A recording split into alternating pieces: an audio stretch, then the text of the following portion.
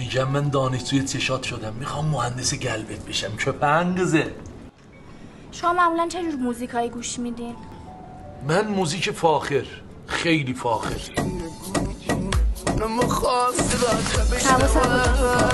چی داشتیم میگفتیم؟ داشتم میگفتم تایپ مد نظرت در رابطه با دخترها چیه؟ دهنگشتی. یه جور دهنگشتی تایپ میکنم، عشق میکنی سریع.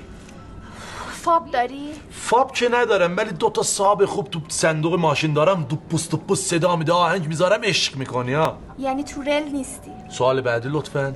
با تو به خودت چی فکر کردی؟ کلی پسر دنبال منه. من که عقل درست حسابی ندارم فکر کنم، ولی تیپ و استایلم چشه؟ تیپت کوچه بازاری، اصلا با من خیلی فرق میکنی. من عاشقت شدمه؟ من عاشقت نیستم، لطفا دیگه مزاحم من نشو.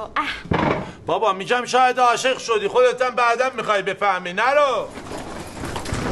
آخه چشمای داداش انقدر نرو طولک، انقدر رفتی طولک شدی شبیه لچلچ. داشتم بدخوا داری بگو بکنم شلوارم خفش کنم. بابا حضرت عباسی خیلی به درد نخورین. 3 دختر دیدین داشتون رو فروختین، بپیچین مبازی بابا. بابا اونا که الچی بودن، این تویی که دختر میبینی شل میشی عاشق میشی.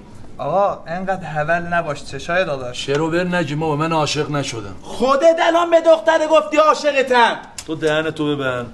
دختره برگشت خوب از تیپ و توپت خوشم نمیاد، پاشد رفت. شما هم بدو بینم بابا.